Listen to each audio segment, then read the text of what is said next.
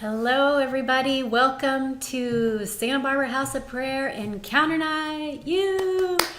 We are going to encounter God's heart together, encounter His wisdom, encounter His system of love that operates on the earth through us, through His people.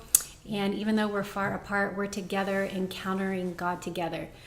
So we've been going through a little bit of a series on being grace givers and peacemakers and demonstrating God's love with people, because we know that everything that we do and say, how we interact with people, how we relate to people, it affects how other people see God. It affects and influences and impacts other people in our community.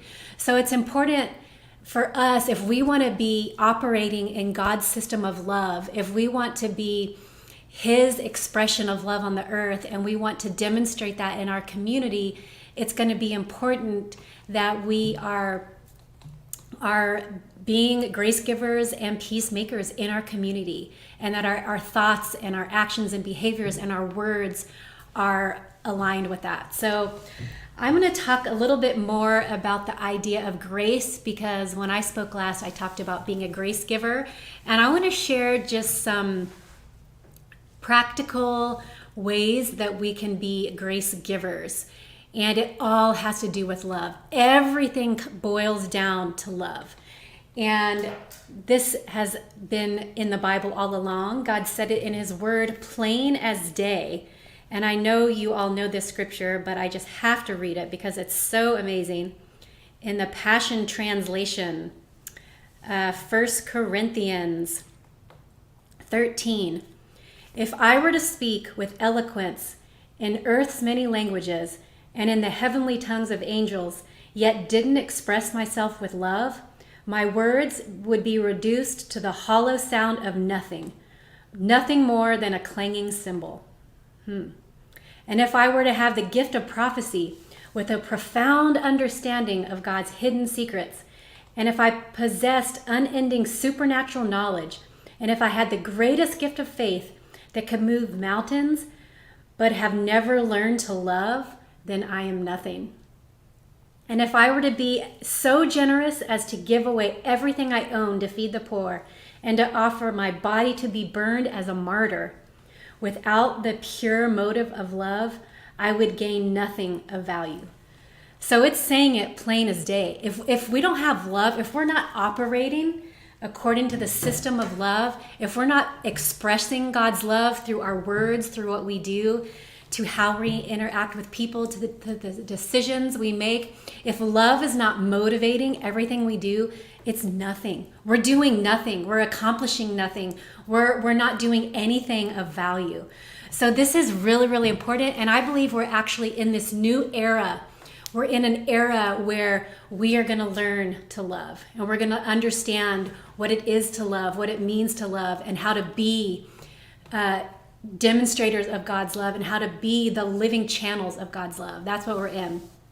So we have this opportunity right now to start upgrading and operating in this system of love. The system of love is up above the world system. And we have the opportunity to learn how to move up, to upgrade into a different system, and to begin operating in that system. And, right now, what we're seeing and what we've seen over the last year is the world system.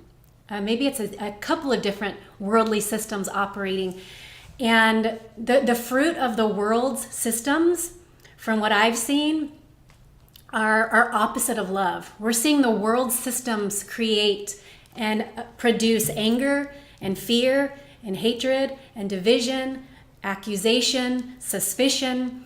All of those things are what the world system is producing. And I think that at this point, it's time for an upgrade, to upgrade into a new operating system, which is the system of love. And as Rob mentioned in his first video about grace, is that grace is the operating system of love. And grace is the number one way that we can respond in love to someone or something that we don't agree with. And here's why: because love is not based on agreement. Did you know that? You don't have to agree with someone to love. I mean, you see that if you're married, you know exactly what I'm talking about. It's actually unrealistic to think that we're going to agree on everything, that we're going to see everything the same way, that we're going to have the same perspective as everyone. That's unrealistic. In fact, that would be a detriment. If we all were the same, then we would be missing out on different angles and different ways of seeing and doing things. So love is not based on agreement. And we can choose to love someone that we disagree with, or we don't see eye to eye with, or that we see a different perspective from. We can choose to respond to those people by giving them grace. And that is love's operating system, is to give someone grace when we don't agree with them or when we're in conflict with them. So that's what we're going to be doing. We're going to learn how to be grace givers, and we're going to start practicing it, because it takes a little bit of practice, because it's something that we want to get really good. We want to get really good at being grace givers and being peacemakers. And I have a feeling that if that system of love with grace and peace operating, if we moved into that system, I think every problem, every issue, every amount of division and disorder and disunity that we're seeing today would just disappear. I literally think it would dissolve under love, because love covers a multitude of sins. Even the people we think that are doing it wrong, and we think they have it wrong, love covers that. Love literally comes into that issue and covers it and seals it, so it's not even an issue anymore. So that is super exciting. I'm going to read one more time the verse about grace that I read in my last video, and I'm going to read it from the Passion Translation as well, because it's so good. 2 Corinthians 12, and it says, "My grace is always more than enough for you, and my power finds its full expression through your weakness." Whoa. "So I will celebrate my weakness. For when I'm weak, I sense more deeply the mighty power of Christ living in me. So I'm not defeated by my weakness, but delighted. For when I feel my weakness and endure mistreatment, when I'm surrounded with troubles on every side and face persecution because of my love for Christ, I am made yet stronger. For my weakness becomes a portal to God's power." So do you know what that means?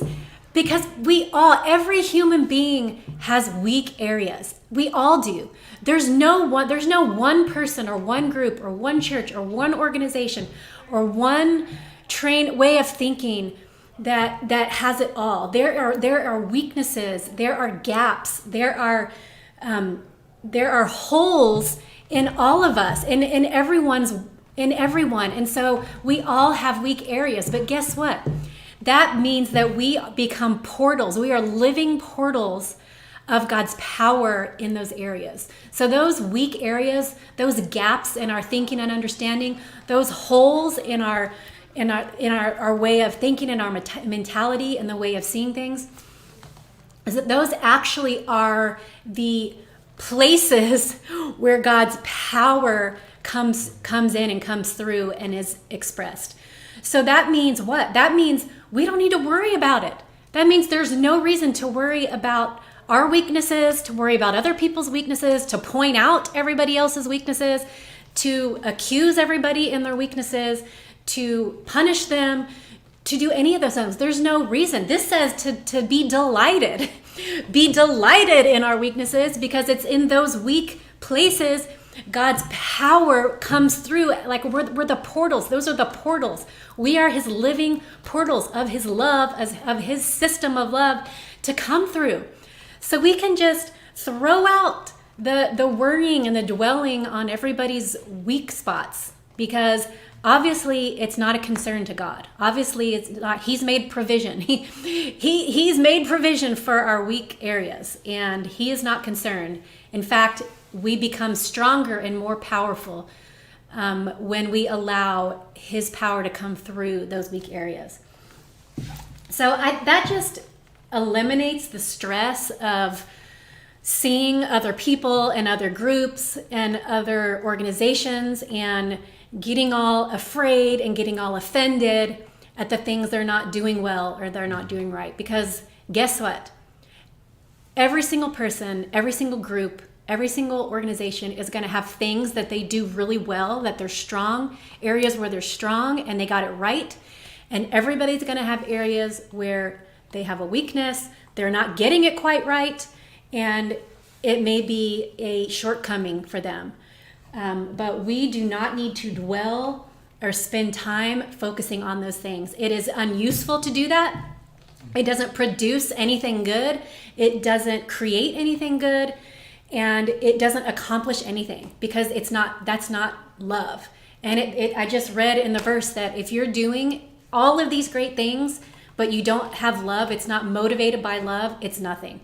So all of those things we're doing according to the world system, it's literally nothing. It's nothing. So let's change it up. Let's move on up to God's system of love, to His operating system. And I think we would see drastic changes, and I think we would see really, really good fruit. And I think that God's operating system of love, by choosing to respond with grace and give grace, I think that it would eliminate almost every problem we're seeing.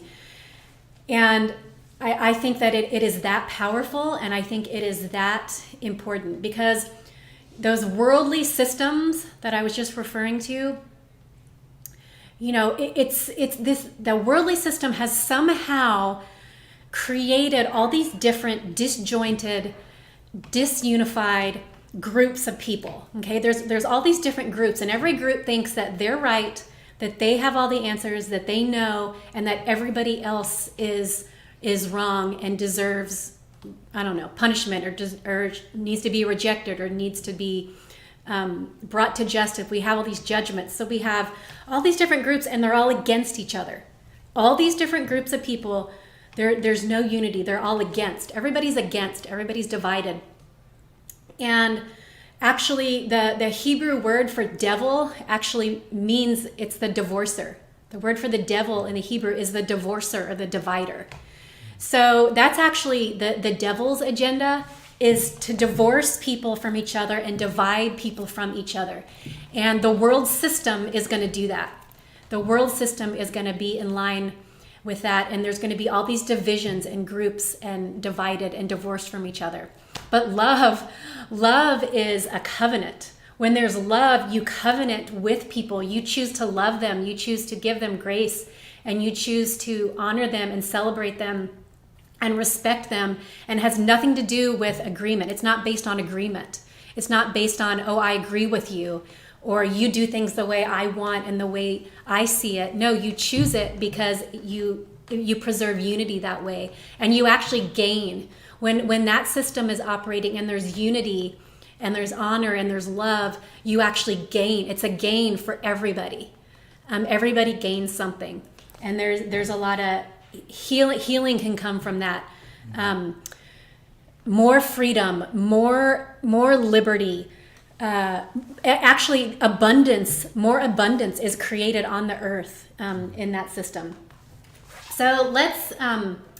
I want to share some practical ways to give grace, and it starts with us. It starts with each one of us, because God interacts with us by giving us grace all the time. There's never a time where He doesn't give us grace. And if God gives us grace in our weak areas, in our shortcomings, in our failures, in our mistakes, all of those things, God gives us grace, then it starts with us being able to really open and receive and give way to that grace that we have from God. So I just want to say, if you are too harsh with yourself, if you haven't been able to give grace to yourself, or to receive grace for yourself from God, if you have beat yourself up over something, or you have continued to punish yourself or hold guilt, pronounce yourself guilty for something, and you haven't experienced God's grace in your life, it's going to be difficult for you to give grace to somebody else. So number one, it starts with opening up our hearts and giving way for God's grace to come and fill us. So that's number one, receive God's grace for yourself. And that means you let go of guilt, you let go of anything you're holding against yourself or anything that you are upset with yourself about. Let God's grace come in and fill that. And any weak area that you have been, you've been disappointed, if you've been disappointed with yourself over a weakness or upset with yourself over a weakness, let God's grace fill that weakness and become a portal, become a living portal for God's power in that area. So let's just do that right now. Go ahead and just close your eyes and open your heart and allow God's grace to flood your internal atmosphere, and imagine every weakness, every mistake, every failure that you've had. Imagine God filling that up right now to where there's no hole, there's no gap, there's no void. That weakness doesn't even exist. It's solid. Those places in you are completely solid and filled to the brim with God's power. And just get a picture of what that looks like for you, to be completely solid, and to be completely filled and equipped with anything and everything you could possibly need to do well and to be successful in being who you are. And then the next thing you can do after you're able to receive God's grace for yourself is choose to let go of any offense that you have. So if you have been offended by someone or some group or some organization, it's time to let that go. And that's only going to create a space for more of God's grace and power in your own life when you do that. Because if you're holding an offense, if you're holding something inside you, that's actually occupying space on the inside of you. And that's going to become an internal congestion. And God's love and grace are not going to be able to flow freely through you and out of you with that. So letting go of an offense actually opens up and creates the space for God's love and his grace to flow and more of his power to flow in you. So practically think of a person or a group that you are offended by right now. Whether it's somebody you disagree with or had a conflict with, or somebody that you see, maybe it's across the aisle politically, maybe it's across the aisle, male versus female, or a different race, or someone or some group that you've been offended by. Just think about that and let that kind of come to the surface of your mind. And you can choose, as an act of your will, you have your own free will, you can choose to let go of that offense. So I'm going to walk you through that right now. Just take that offense that you've held on to, that you've harbored. And I want you to take that offense, and the way I see it, I see pictures. To me, it looks like a big black ball of goo, of gunk, just congesting your heart, congesting you up on the inside. So take that big black ball of goo, of gunk, just take that, because you can choose to get rid of it, and just give it to Jesus. Just give it to Jesus right now and let him take it from you so that you don't have it, you're not carrying it, you're not holding it anymore. Just let him take it and free you from it. So that wasn't so hard. You just got rid of a lot of gunk. We just got rid of some offense that had become a hindrance to you. That was actually a hindrance to God's power and presence and love and grace in you and being able to give it. So now that whatever that offense was, if it was an offense towards a person or towards a group or an organization or a church, whatever it was, it is very good for you to be thankful, to thank God for them. Because thanking God that that person maybe taught you something. Maybe that person or that group led you to where you are now. There's something that you can thank God for instead of harboring an offense and resentment. You can thank God for that group or for that person. So thank God for them and then bless them. And you can do that with your words. You can give grace. You can give grace with your words, with your attitude, with the way that you see them and choose to relate to them. Even if they're not with you right now, you can choose how you want to relate to that person or that group. So just take a few minutes and thank God. Just be thankful for them. Just thank God for them. Thank you for who He is in them. Thank you for how He wants to use them and how He wants to grow them and how He wants to use and grow you through them. So just be thankful and then just say, I just bless them. I just bless them right now in Jesus' name. I bless them to grow, I bless them to encounter God's grace in their life. And I just bless them. And now you can choose to trust God in them because God is present. God is present in those people, in those groups that we were offended by. And so we can trust God to be God in them.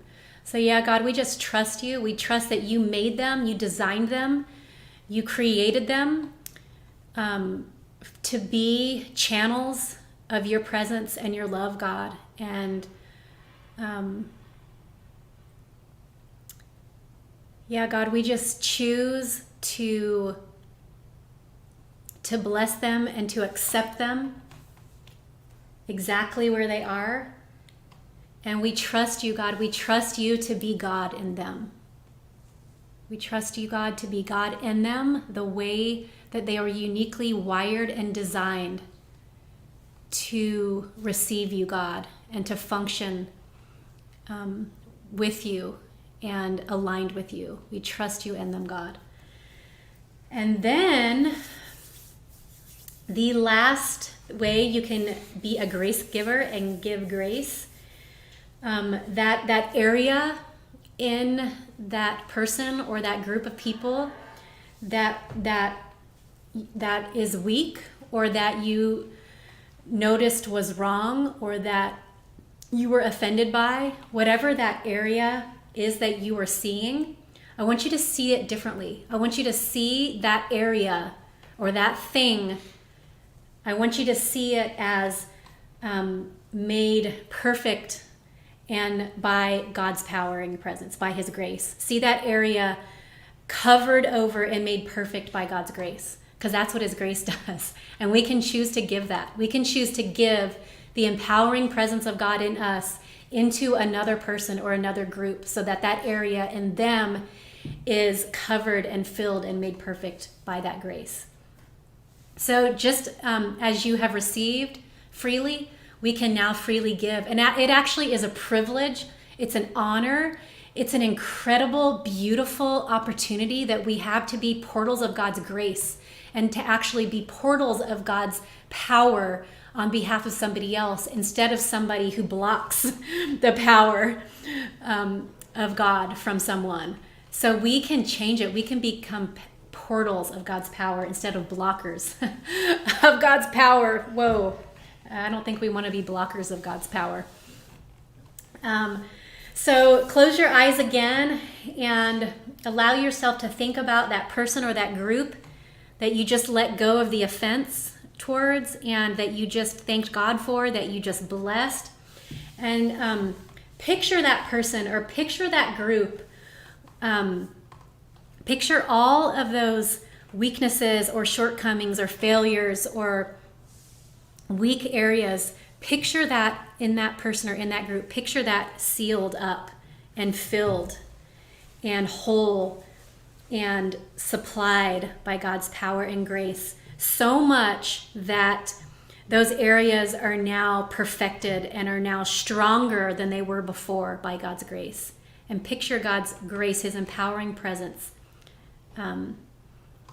filling those areas to overflowing so that those areas are not even an issue anymore, because God's power is now permitted and able to flow and to work in those areas.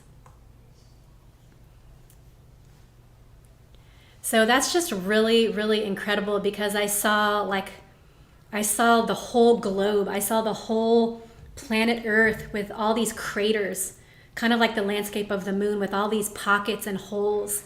And I saw them instantly just filled, so that the surface of the planet was just even and filled. And it was actually filled with light. And there was light radiating off the surface of the planet. And there were no holes or craters or gaps. They were just perfectly filled in, and it was almost like the gaps were made full by God's power, empowering presence, by his grace. It's just really, really beautiful.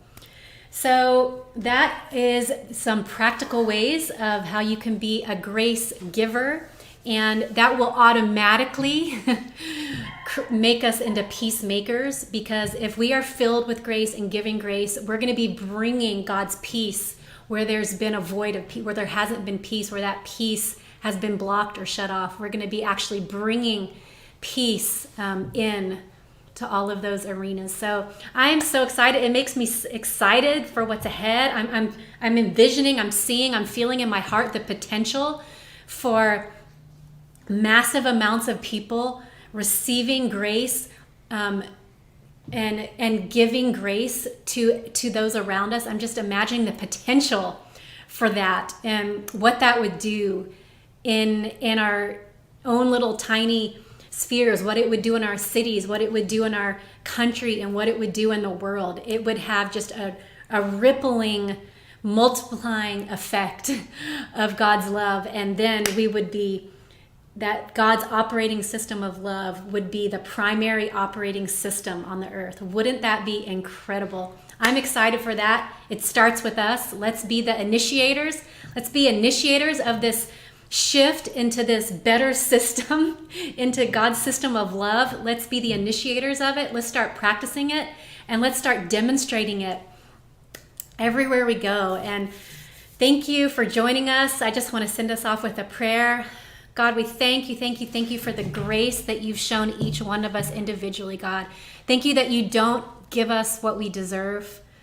Thank you that you've made provision for our weaknesses, God. Thank you that you are not upset or offended by us, by our weaknesses, God, because you know that in those weak areas, you come in and you actually, your power becomes expressed in a greater way. So God, we trust you. We trust your grace. We trust your system of love. We trust you to fill and to supply all of the gaps, all of the holes, all of the weaknesses, so that they're not even an issue anymore. And we ask, God, for your grace in each of us to be able to respond to people that have offended us, or to respond to people that we disagree with, to be able to respond to them with giving them grace, and that we would be able to be love responded. We would be, God, make us first responders. Make us first responders, that we come running to the scene of disunity and division and offense and disagreement, that we come running to the scene ready to bring your love, give your grace, and make peace. Let it be so on this earth, in this earthly realm, exactly as it exists in your heavenly kingdom realm, God. In Jesus' name, amen.